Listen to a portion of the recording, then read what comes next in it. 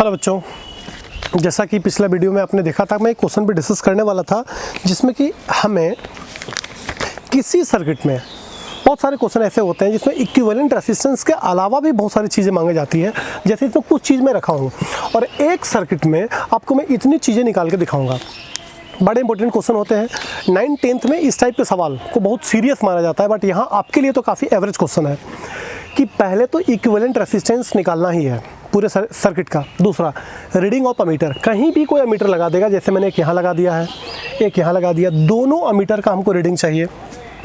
Potential drop across किसी भी particular resistance में, जैसे 4 ओम रेजिस्टेंस का पोटेंशियल डिफरेंस बताइए, चाहे आप 6 ओम रेजिस्टेंस का पोटेंशियल डिफरेंस बताइए। रीडिंग ऑफ 6 ओम अमीटर, इस अमीटर का रीडिंग क्या होगा। Terminal voltage, potential difference across cell, reading of voltmeter, voltmeter की क्या रीडिंग होगी।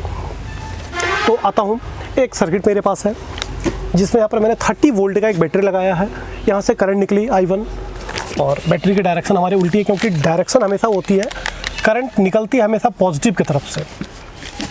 तो पॉजिटिव टर्मिनल जो बड़ी वाली होगी पॉजिटिव, छोटे वाली नेगेटिव, तो पॉजिटिव टर्मिनल से एक करंट निकल रही है, वही करंट हमारी सीधे आई और इस रेसिस्टेंस से भिड़ी है जो कि हमारा 2 ओम का एक रेसिस्टेंस है। यहाँ पर 1 ओम का एक रेसिस्टेंस है, 6 ओम, 4 ओम, 1 ओम, 4 ओम, ठीक है। 2 ओम के रेसिस्टेंस से भिड़ी एक अमीटर है, करंट आई, यहाँ से 2 पार्ट में हो गई, ये दोनों पैरेलल है। फिर वही करंट आई गई, 1 ओम का रेसिस्टेंस है, 4 ओम का रेसिस्टेंस है, 1 ओम का रेसिस्टेंस है। हमसे पूछा है कि फाइंड द इक्विवेलेंट रेसिस्टेंस। अगर करंट सेम तो सीरीज, और करंट अगर बटी तो पैरेलल।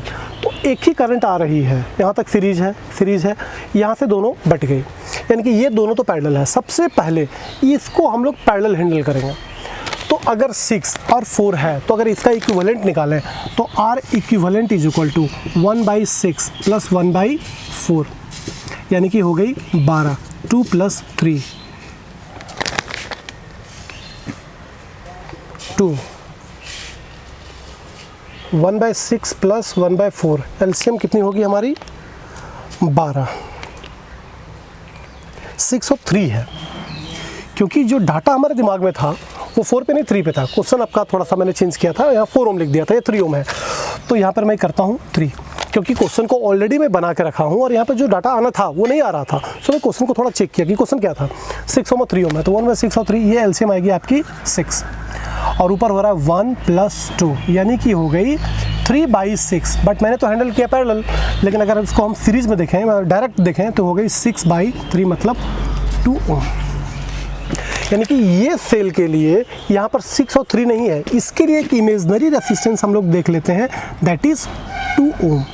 ऐसे 2 है नहीं, है तो 6 और 3, बट इसको यहाँ लगेगा कि 2 ओम का है, ये इमेजनरी हो गया, यानी कि ये दोनों का ये हो गया इक्विवेलेंट 2 ओम। अब अगर हमसे इक्विवेलेंट रेसिस्टेंस मांगा तो 2 ओम, यहाँ 2 ओम, क्योंकि अब 6, 3 नहीं 2 है, तो 2 ओम, 2 ओम, 1 ओम, 4 ओम और 1 ओम, ये सारा सीरीज़ में है। तो इक्विवेलेंट रेसिस्टेंस सीरीज़ में हम लोग डायरेक्टली ऐड करते हैं 2, 2 4, 5, 4 9 और 1 10 ओम, यानी कि इक्विवेलेंट रेसिस्टेंस हो गया 10 ओम। इक्विवेलेंट रेसिस्टेंस 10 ओम, क्योंकि सीरीज़ में सीधे जोड़ेंगे हम लोग इक्विवेलेंट सीरीज़ में। तो ये हो गए 2 प्लस, यहाँ भी 2 प्लस, यहाँ 1 प्लस 4, और वहाँ भी ऊपर में था 1, ये हो गई हमारी 10 ओम। इसको छोड़िए, इक्विवेलेंट रेसिस्टेंस। अब चलते हैं रीडिंग ऑफ अमीटर। अमीटर के द्वारा क्या रीडिंग आएगा। तो अमीटर निकालता क्या है, अमीटर का काम है करंट निकालना। अमीटर मेजर द करंट, तो हमको करंट निकालना है। तो I is equal to V/R। तो पूरे सर्किट का भी क्या है, तो पूरे सर्किट का भी आपका 30 वोल्ट बाई रेसिस्टेंस पूरे सर्किट का क्या है 10 ओम, पूरे सर्किट का रेसिस्टेंस 10 ओम हो गई, यानी कि 3 एम्पियर, मैंने अमीटर की रीडिंग होगी 3 एम्पियर।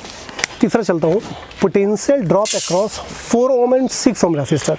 चलिए जरा पहले 4 ओम पे निकाला जाए। आइए पहले हम काम करते हैं 4 ओम पे। कहाँ है, यहाँ है। तो करंट क्या बह रही है, ये तो करंट हमारी होगी 3 एम्पियर की, ये करंट हमारा 3 एम्पियर का बह रही है। करंट जहाँ भी अब 3 एम्पियर की है, तो इससे क्या करंट घुसी तो 3 एम्पियर की। अब करंट हमको पता है 3 घुस रही है और रेसिस्टेंस है 4, तो भी निकाल देंगे। तो V is equal to IR according to your ohm's law. तो करंट ही 4 से क्या घुसी 3 एम्पियर की, 3 इंटू रेसिस्टेंस कितना का है 4 का, दिस इज 12 वोल्ट। तो 4 ओम का V is equal to IR मैंने देखा तो आ गई 12 वोल्ट। ये तो पोटेंशियल ड्रॉप था 4 ओम का, लेकिन अब हमको निकालना है 6 ओम। अब यहाँ पे थोड़ी सी तकलीफ आ रही है, क्योंकि क्या 3 एम्पियर का करंट इसमें डायरेक्ट गया है? नहीं, क्योंकि 3 एम्पियर का करंट तो 2 पार्ट में बट गई, कुछ ऊपर गई कुछ नीचे गई। और भी निकालने का सीधे तरीका था V is equal to IR। अगर हमको I पता हो, R पता है तो हम भी निकाल सकते हैं, बट इस पार्ट का I हमको पता नहीं, क्योंकि I तो 3 एम्पियर, बट यहाँ से कुछ बटी और फिर बन गई 3। अब क्या बटी, 1-2 में बटी कि हाफ में बटी कि 2-1 में बटी, ये तो हमको नहीं पता। अब हमको इस एंड में पहले निकालना होगा करंट, और करंट अगर निकालेंगे तो हम R का यूज़ करके भी उसका दे सकते हैं। तो इसको सोचने के लिए एक चीज़ सोचिए, अगर ये दोनों पैरेलल में है तो पैरेलल में पोटेंशियल होता है सेम,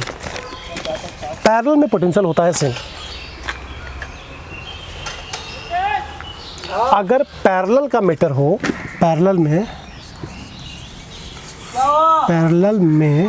पोटेंशियल होता है सेम,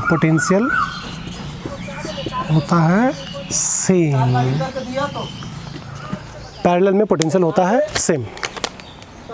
तो यहाँ पर एक काम करोगे कि पैरेलल में पोटेंशियल होता है सेम, अगर इन दोनों का पोटेंशियल सेम है, अगर हमारा सेम है तो हम यहाँ I निकालते हैं। इन दोनों का पोटेंशियल हमारा सेम है तो हम यहाँ पर पहले I निकालते हैं। चलिए हटाइए, तो इसका जो पोटेंशियल होगा, इसका भी पोटेंशियल हमारा वही होगा, क्योंकि ये अगर पार्ट पैरेलल में होगा, ये इमेजरी है बट फिर भी हमारा पोटेंशियल सेम है। तो अगर इसका पोटेंशियल इन तीनों को बराबर है और यहाँ का हमको रेजिस्टेंस पता और करंट भी पता है, तो हम यहाँ निकाल लेते हैं V is equal to IR। I कितने का है, 3 की घुसी, क्योंकि अभी दोनों को छोड़ कर अगर हम इसको देखें तो I है हमारा 3 एम्पियर का और R है 2 ओम का। इसका मतलब ही हो गया 6 वोल्ट। यानी कि अब ये तीनों में पोटेंशियल अगर सेम होगा तो इसका भी होगा 6 वोल्ट, इसका भी होगा 6 वोल्ट, क्योंकि इमेजनरी का आया हमारा 6 वोल्ट। यानी कि अब पोटेंशियली दोनों का 6 वोल्ट है, तो अब इससे करंट कितनी फ्लो कर रही है। अब अगर हमसे पूछा potential difference across 6 ohm resistance, तो 6 ओम का पोटेंशियल डिफरेंस हो गई हमारी 6 वोल्ट। तो ये पार्ट तो हम लोग निकाल दिए 6 वोल्ट। थोड़ा ध्यान दीजिए यहाँ पर किए क्या, क्योंकि यहाँ पर थोड़ी बहुत घिसपिच आप किए। पैरेलल में पोटेंशियल होता है सेम, अगर ये दोनों पैरेलल है तो पोटेंशियल दोनों का होगा सेम। तो अगर ये दोनों को कुछ देर के लिए हम लोग 2 ओम मान लेते हैं, तो अगर ये 2 ओम है इमेजनरी, तो हमको R पता, I पता, हम भी निकाल लेते हैं, भी निकाल लिए। तो जो भी इसका वही भी इसका, क्योंकि पैरेलल में पोटेंशियल होता है सेम, तो इसका पोटेंशियल हमको मिल गई। लेकिन अब पूछता है रीडिंग ऑफ 6 ओम मीटर, इसका रीडिंग क्या होगा। तो अगर भी पता, R पता, तो I निकाल लीजिए। I is equal to V/R। भी कितने का, 6 वोल्ट का, और R कितने का, 6 का, यानी कि हो गई 1 एम्पियर। इसका इस अमीटर से रीडिंग देगा 1 एम्पियर की, यानी कि इससे अगर 1 एम्पियर की फ्लो कर रही है तो इससे 2 एम्पियर का फ्लो करेगा, क्योंकि टोटल करंट आ रहे थे 3, और फिर ये दोनों जुड़ के बन जाएगी हमारी 3। 1 एम्पियर 2 एम्पियर, ध्यान दीजिए 1 एम्पियर और 2 एम्पियर। टर्मिनल वोल्टेज अब हमको निकालना है, तो टर्मिनल वोल्टेज का एक रिलेशन होता है V is equal to E-IR। Current के अगले वीडियो में ये रिलेशन मैं आपको देने वाला हूँ, बट एक क्वेश्चन आ गई थी टर्मिनल वोल्टेज का, तो रिलेशन अप्लाई किया, बट मैं इसको प्रूफ करके दूंगा। V is equal to E-IR।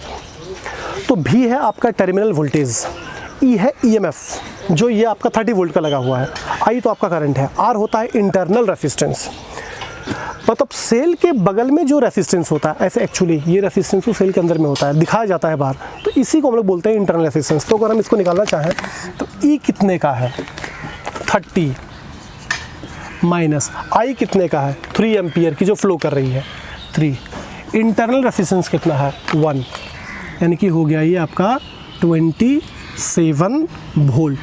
This is terminal voltage 27 volt. इसको एक्सटर्नल सर्किट भी बोलते हैं, अगर हम एक एक करके भी निकाल दें। चलिए, जैसे अगर हम देखें अमीटर की रीडिंग आपको पता है, इसका कितना है, इस अमीटर की रीडिंग है 3, और ये तो यहाँ से भी निकाल लेते हैं, V is equal to IR, तो यहाँ हो गया 6 वोल्ट। इस टाइप से अगर हर एक का निकाल के अगर ऐड कर दें तो हमारी आ जाएगी 27। दिस इज एक्सटर्नल सर्किट से करंट क्या फ्लो कर रहा है, ऐसे यहाँ पे टर्मिनल वोल्टेज के नाम से जाना जा रहा है। Terminal voltage is equal to 27 volt. फिर potential drop across cell, cell के थ्रू पोटेंशियल डिफरेंस क्या होगा, तो सेल का भी पोटेंशियल ड्रॉप हमारा यही होगा, potential drop across cell. Cell का पोटेंशियल ड्रॉप भी सेल से क्या पोटेंशियल फ्लो कर रहा है, तो अभी तो पोटेंशियल आप निकाला है, पोटेंशियल टर्मिनल वोल्टेज वही है, तो इसका भी रिजल्ट आपका 27 वोल्ट ही होगा। और रीडिंग ऑफ वोल्टामीटर, वोल्टामीटर कहाँ कहीं लगा हुआ, वोल्टामीटर यहाँ है, इसका रीडिंग क्या है, तो ये तो आप पहले निकाल चुके हैं, V इक्वल टू IR यानी कि 12 वोल्ट। ये है रीडिंग ऑफ वोल्टामीटर। तो कभी कभी रीडिंग ऑफ एमीटर मांगता है, कभी कभी रीडिंग ऑफ वोल्टामीटर मांगता है, तो इस वोल्टामीटर का क्या रीडिंग होगा, तो V is equal to IR, तो इसका R है इतना और I फ्लो कर रही है आपकी 3 की, तो V is equal to IR हम निकालते हैं। तो बहुत सारे सवाल में एक ही क्वेश्चन में हमसे इतनी चीज़ मांगती है। सर्किट के क्वेश्चन में हम लोग तो देखते हैं कि find the equivalent resistance, but कभी कभी एक के करके मांगता है। एनसीईआरटी के भी कुछ क्वेश्चन में पर्सनल मांगा है कि इस रेसिस्टेंस का क्रॉस पोटेंशियल डिफरेंस, उस रेसिस्टेंस का क्रॉस पोटेंशियल डिफरेंस। तो इस टाइप के 2-3 क्वेश्चन को आप प्रैक्टिस कीजिए, अलग अलग चीज़ निकालिए, रिजल्ट चेक कीजिए।